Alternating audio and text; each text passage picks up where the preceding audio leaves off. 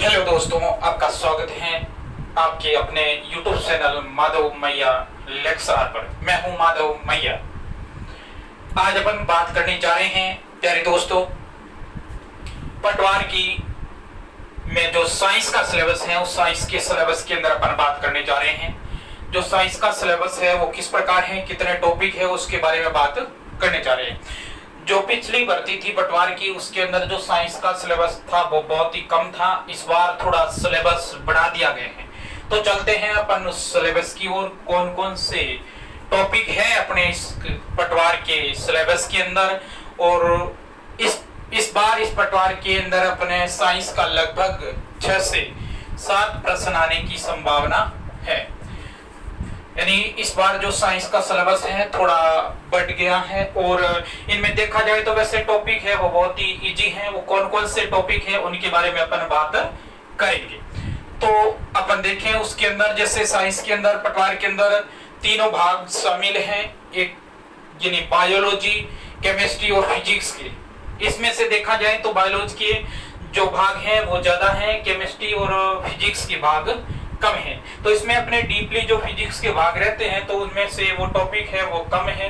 अपने ज्यादातर है वो टॉपिक वो प्यारे विद्यार्थियों बायोलॉजी के। और बायोलॉजी के टॉपिक जो अधिकतर पटवार, और अपन अगर आप साथ साथ में कांस्टेबल की तैयारी कर रहे हो तो भी टॉपिक है वो लगभग कॉमन है।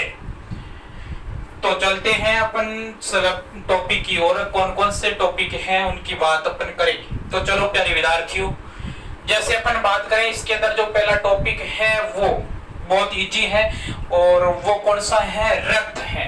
रक्त के बारे में पढ़ेंगे।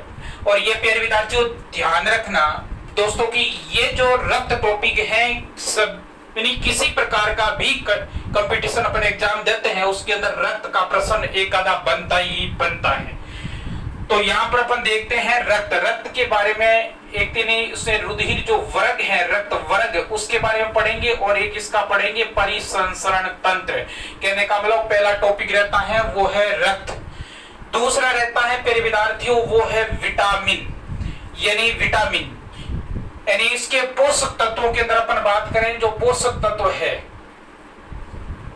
पोषक तत्व वैसे अपन देखें तो 7 प्रकार के होते हैं, लेकिन अपने पटवार के सिलेबस के अंदर जो पोषक तत्वों में से एक ही अपन को दे रखा है वो है विटामिन।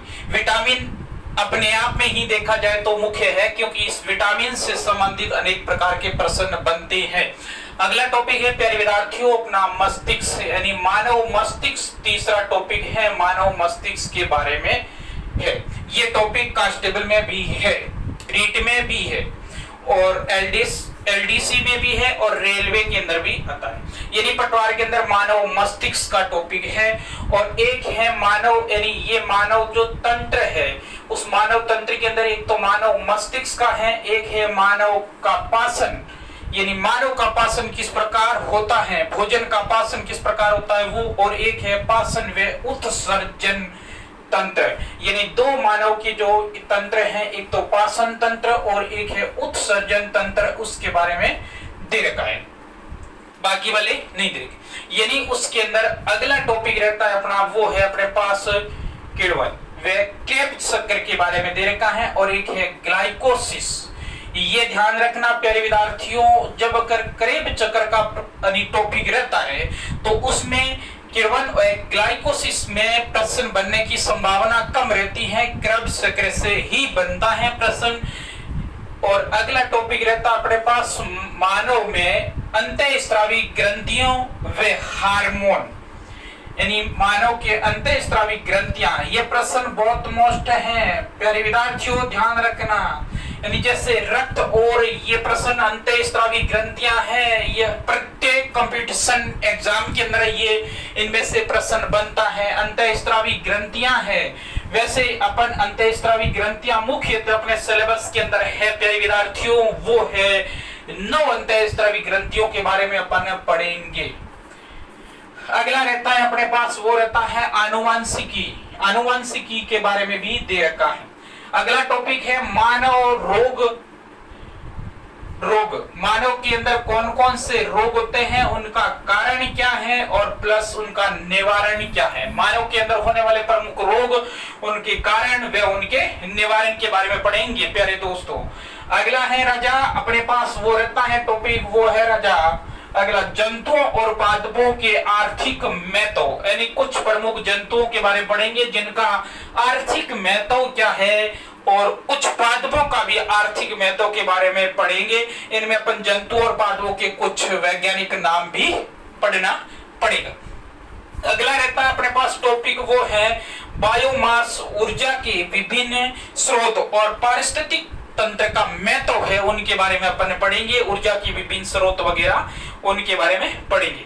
अगला टॉपिक आता है जो फिजिक्स का सबसे इजी पार्ट कहें वो है, और सबसे हार्ड पार्ट कहें तो भी कौन सा है, प्रकाश का परावर्तन। प्रकाश का परावर्तन व इनके नियमों के बारे में अपन को दे रखा है। इसमें ध्यान रखना प्यारे दोस्तों, ये ध्यान रखना कि राजा इसके अंदर अपन क्या पढ़ेंगे, जो प्रकाश का परावर्तन है उसका अंदर भी पढ़ेंगे। जैसे ये टॉपिक है प्रकाश का परावर्तन और प्रकाश का अपवर्तन है, उसके बारे में भी पढ़ेंगे, क्योंकि प्रकाश का परावर्तन और अपवर्तन के अंदर प्रश्न पूछे जाते हैं। क्योंकि अपन कुछ घटनाएं पढ़ेंगे आगे, जैसे व्यतिकरण है, विवर्तन है वगैरह, उसके अंदर तो अपन को क्या है, प्रकाश परावर्तन से घटना होने वाली के बारे में पढ़ेंगे, जैसे इंद्रधनुष, प्रिज्म वाला। लेकिन उसमें अपन को परावर्तन के साथ साथ अपवर्तन की भी जानकारी होनी चाहिए, अगर होगी तो ही वो आगे वाली घटना अपन को अच्छी तरह से समझ में आएंगे। तो अगला टॉपिक रहता है राजा, वो है विद्युत। विद्युत के बारे में पढ़ेंगे, यानी फिजिक्स की ये टॉपिक दो रहते हैं मुख्यतः। अगला टॉपिक आ जाता है अपने पास, वो है केमिस्ट्री, रसायन विज्ञान। रसायन विज्ञान के अंदर कुछ टॉपिक है, धातु, अधातु वे उनके प्रमुख यौगिक, यानी पढ़ेंगे। इसके अंदर दे रखा है प्रमुख धातु कौन कौन से, अधातु कौन कौन से हैं, और इनके प्रमुख यौगिक, यानी इन धातु अधातुओं से मिलकर जो बनने वाले यौगिक है, उन यौगिकों के बारे में पढ़ेंगे। उन यौगिकों का अणुसूत्र याद करना पड़ेगा, और प्लस वो यौगिक, यानी उन यौगिकों का उपयोग कहां हो रहा है, उनका अपन अध्ययन करना पड़ेगा। तो ये टॉपिक थोड़ा बड़ा सा है। अगला रहता है प्यारे विद्यार्थियों रसायन विज्ञान का, वो है अपने पास भौतिक एवं रासायनिक परिवर्तन। ये भी रक्त व मानव रोग रक्त व यानी अपने प्रकाश परावर्तन की भांति और अनुवंशिक की भांति, ये भी प्रत्येक अपन जो कंपटीशन एग्जाम है उसके अंदर ये टॉपिक तो सम्मिलित होता ही होता है।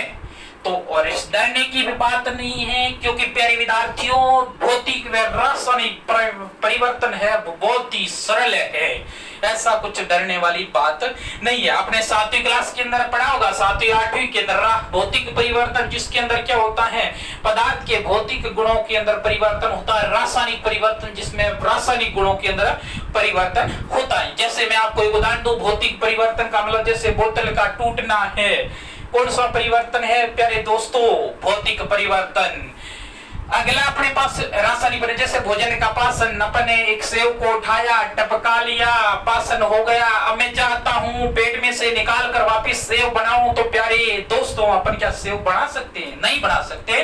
तो एक रासायनिक परिवर्तन है जिसमें पदार्थ के रासायनिक गुणों के अंदर परिवर्तन होता है। तो ये था रासायनिक परिवर्तन, डीपली आगे टॉपिक्स वाइज पढ़ेंगे। अगला अपने पास रहता है प्यारे दोस्तों, वो है तत्व, यौगिक एवं मिश्रण। यानी कहने का मतलब तत्व है, तत्वों से यौगिक कैसे बनते हैं, अणुसूत्र हैं, और मिश्र यौगिक है, मिश्रण है, ये किस प्रकार से निर्मित होते हैं उसके बारे में पढ़ेंगे। अगला रहता है प्यारे दोस्तों, वो है जैव प्रौद्योगिकी। जैव प्रौद्योगिकी है, अगर आप आर्ट्स से हैं तो भी आपने पढ़ा है एक बार, साइंस से हैं तो भी पढ़ा है, कॉमर्स से हैं तो भी पढ़ा है। प्यारे दोस्तों ये टॉपिक आपके पढ़ा होगा। मान लो आप आर्ट्स से हैं तो बाकी वाले तो नहीं पढ़े होंगे, लेकिन ये टॉपिक तो आपने पक्का ही पढ़ा है, तो ये टॉपिक ज्यादा हार्ड भी नहीं है। वैसे ये जियोग्राफी के अंदर ये टॉपिक चलता है तो वहां भी पढ़ लेते हैं। तो ये रहा अपना सिलेबस, तो देख लीजिए ये साइंस का सिलेबस है, पटवार के अंदर बहुत इजी है, बहुत छोटा सा है, और ये अपन देखा जाए तो पढ़ते हैं तो बहुत सरल है, ऐसे छोड़ देते हैं, साइंस कुछ नहीं है, 2-4 प्रश्न आएंगे, वो आप गलत जो आपकी धारणा है वो छोड़ देना। इस बार प्रश्न आने वाले हैं, इस पटवार के अंदर लगभग 6 से 7 प्रश्न आएंगे, क्योंकि सिलेबस के अनुसार देखा जाए तो सिलेबस वैसे बड़ा भी है। तो प्यारे दोस्तों, मेरी चैनल को लगातार देखते रहिए, आगे अपन पढ़ेंगे इस एक एक टॉपिक के बारे में विस्तार से। तो आज के लिए सिलेबस मैंने आपको कंप्लीट करवाया, अगले वीडियो में अपन जैसे ही कंटिन्यू क्लास स्टार्ट करने वाले हैं। आज के लिए इतना ही, थैंक यू वेरी मच।